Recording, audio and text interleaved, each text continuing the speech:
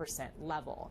Now, this new rate could stay in place for up to 150 days, and then he would need to seek congressional approval if he wants them to remain in place. He was questioned during his press briefing following the ruling about the lack of congressional approval so far and some of the bipartisan criticism that he's received. He essentially said that he still doesn't believe he needs to consult with Congress. Trump has made it very clear that he is not happy with this ruling. He called it deeply disappointing and said that he is ashamed of some of the justices. Now, it was a 6-3 ruling, and two Trump appointees, Justice Amy Coney Barrett as well as Justice Neil Gorsuch, joined Chief Justice John Roberts and the three liberal justices. Trump is also, on the flip side of that, praising those who sided with him. In a post on Saturday, he called Justice Brett Kavanaugh his, quote, new hero on the Supreme Court, adding that the justices that did dissent wanted to make America great again, using his own campaign slogan to describe those in the judicial branch. Julia Benbrook, CNN, the White House. Well, earlier, CNN's Coy Wire sat down with Team USA's breakout speed skating star Jordan Stoltz, who went from training in a backyard frozen pond in Wisconsin to Olympic gold. Despite this being just his second Winter Olympics, the 21-year-old thrived on the global stage. Listen to how he's reflecting on this year's success. You set 2 Olympic records, won 3 medals overall. Right. Has that sunk in yet? Not as much as I think it's going to. I think, I just finished my last race today, and I was trying really hard in that. But I think after winning the first, 2 gold medals was just a surreal feeling. I mean, you're an Olympic champion, and it's something that you've worked for since you were a kid, pretty much, if you think about it like that way. Yeah. And you probably, as a kid, grew up watching people like Anton Ono, right? Right. And thinking, man, what a legend. Right. That's you now. It is, yeah. Like, are you? I mean, he was the first person I ever watched speed skating. And now I have gold medals just like him. So if you compare it like that, I mean, you never would have thought I would have ended up here, but how does that feel knowing that, like, the next generation is looking at you? I want to be like Jordan. Yeah, right. Stoltz. I'm inspiring them a little bit. I hope so. Yeah. Well, I think if more people can get in skating, that's going to be great. I think skating's a really cool sport. Should probably get more publicity. So, is that something you're looking forward to? Kind of being a if I can do that, yeah, that would be great. Yeah. How do you think is the best way to do that? Winning medals, of course. You're off to a good start. Yeah, right. It's going well. When we spoke before, you said you go to the Netherlands and people recognize you. Yeah. But in the U.S., it's kind of like no one really notices. Yeah. But that's going to change now. It should. I hope so. Yeah. Well, just a little bit. It is that. nice to have 2 parts, right? Going to Holland, and then you can get out of tickets, right? Because they know who you are. But I don't know if that'll happen in the U.S., but it would be funny. How much can you squat? Should I tell you the real numbers or the fake numbers? How many? My coach is here. He doesn't know. Coach, how much can you squat? Small Volkswagen? Well, I would say I've done, for probably 10 reps. There's been a lot of talk about quad God at these games. Right. But hold on, man. Let me see these thighs, dude. Stand up, stand up. Let me see. I have to pull it up. Let me see. Oh, you're gonna. Oh God. Look at this! What the heck?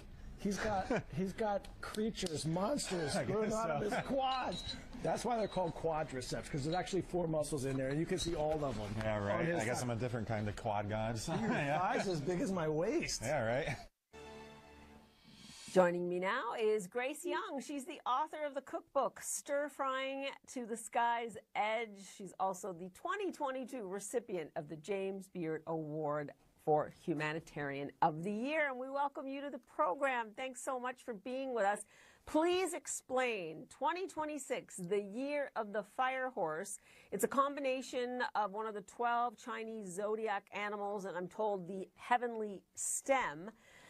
Asking for a friend here, for those who are not familiar, why is this year considered special? It's the fire horse, and the horse represents strength, resilience, and the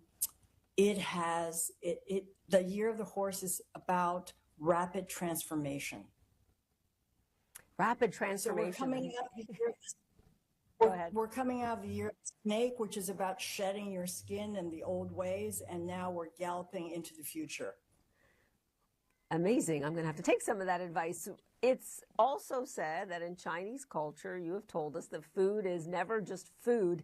It's, I love this statement, by the way, it's luck you can eat.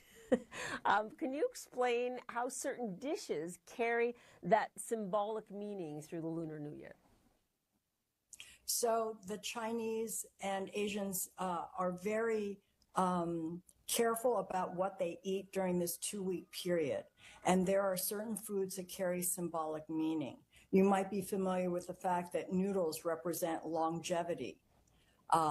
For this 2-week period, families get together. Oftentimes they're eating dumplings and spring rolls because they resemble ancient money. The dumplings that are pan-fried are golden, and so they look like gold, gold itself. Shrimp in Cantonese sounds like the word for laughter, and so that is said to represent happiness. Fish swim in pairs, so they represent marital bliss and your wishes coming true. There are so many different kinds of foods that are eaten during this period. People like to cook a whole chicken, and it represents a proper beginning and end to the year. There are, if you've ever had dim sum, if you've had turnip cake or sesame balls, they represent your fortunes rising, because the sesame ball is like a little donut. It's a small bowl, it's a small ball, and it's deep fat fried, and so it expands. So it represents your fortunes expanding.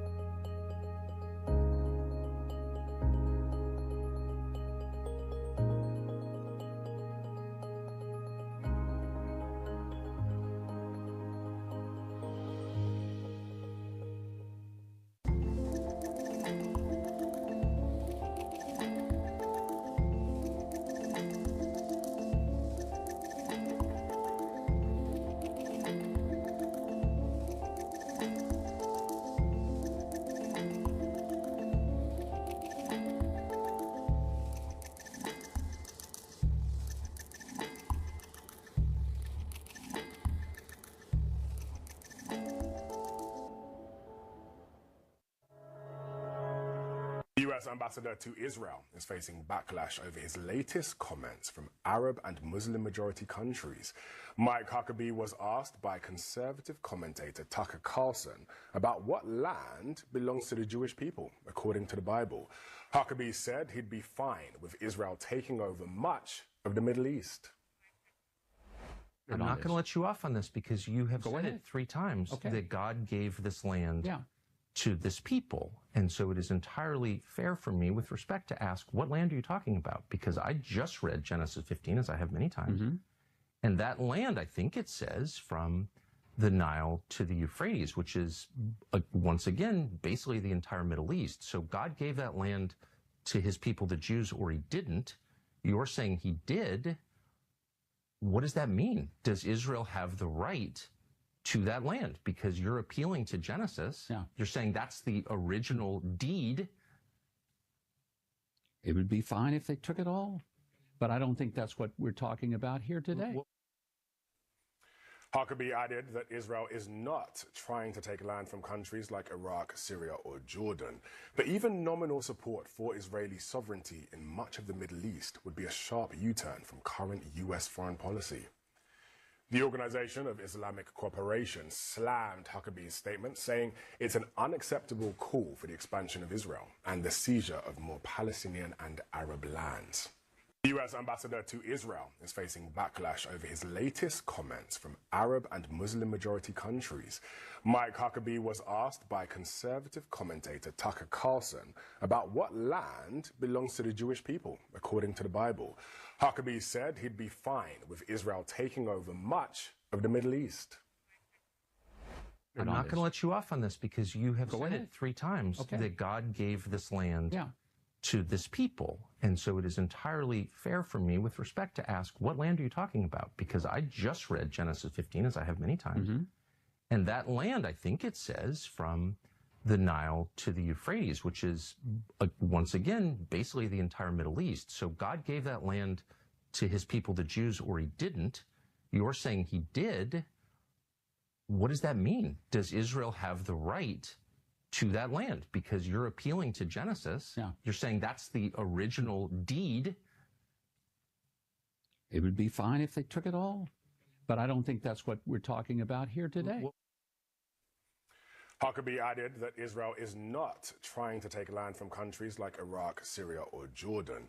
But even nominal support for Israeli sovereignty in much of the Middle East would be a sharp U-turn from current U.S. foreign policy.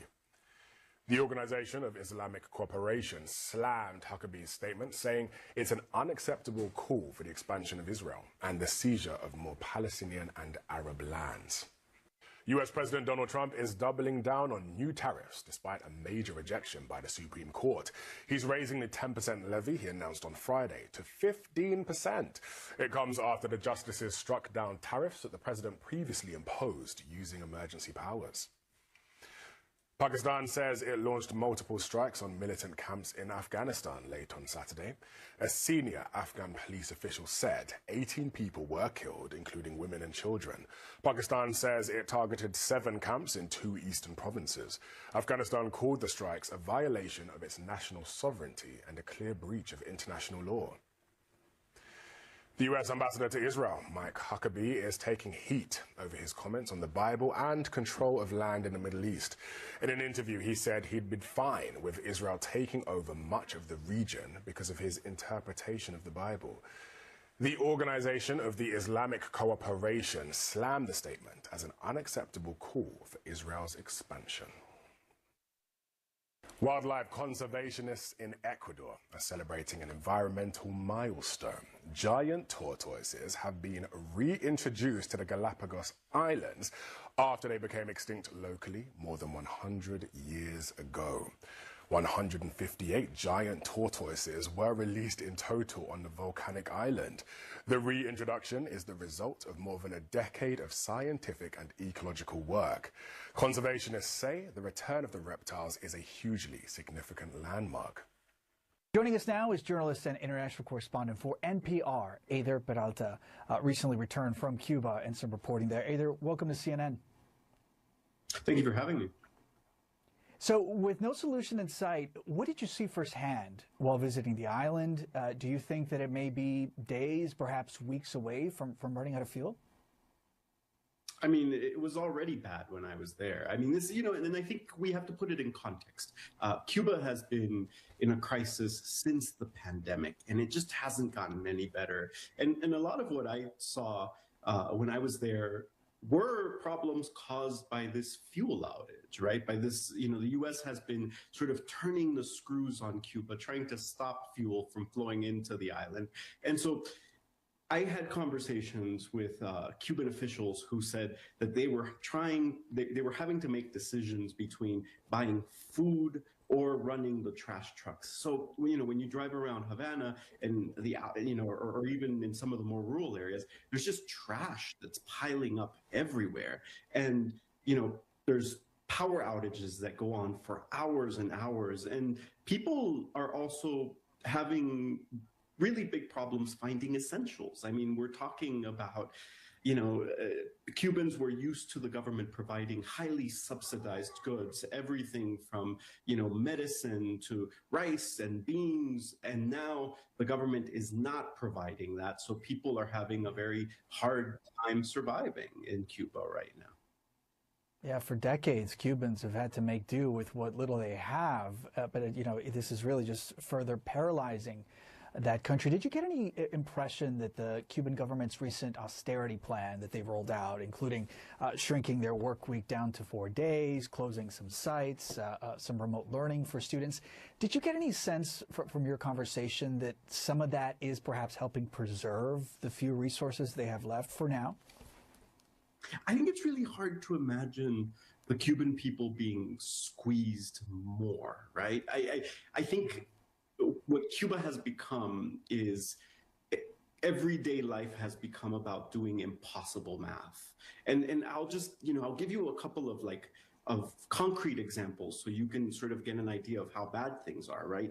A doctor right now is probably making, what, $40 or so a month?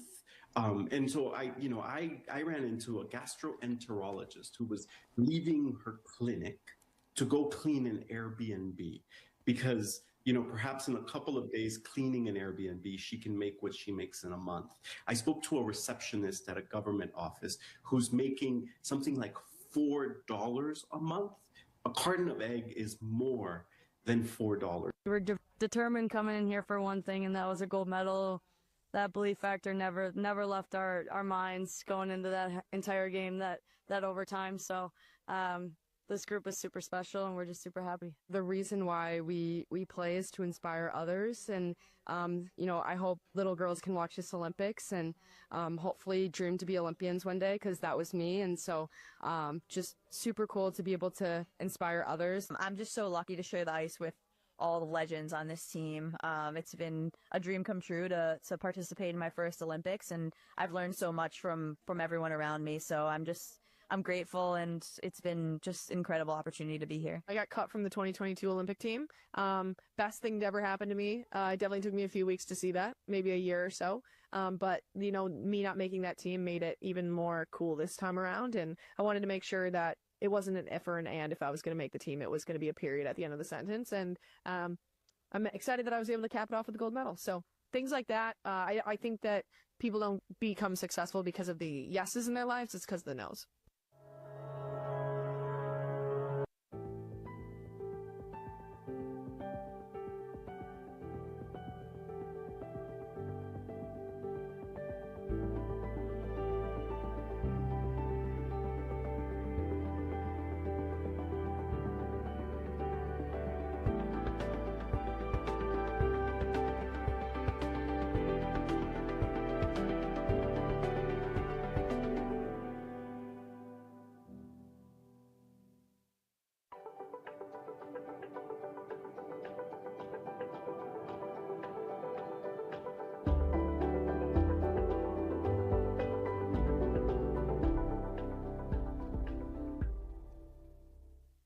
This is CNN. More people get their news from CNN than any other news source.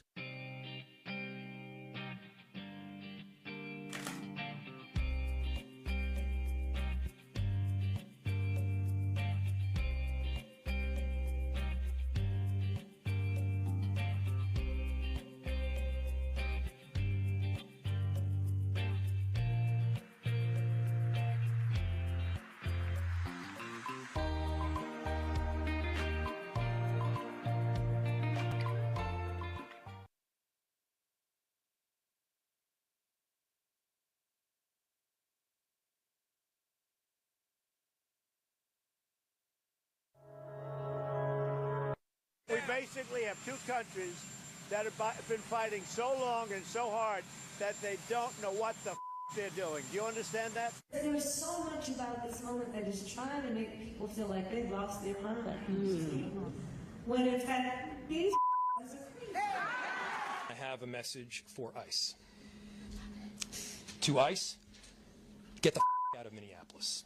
No more division, distraction, or gender delusions. No more debris. As I've said before, and will say again, we are done with that. This president has a habit of doubling down on ideas.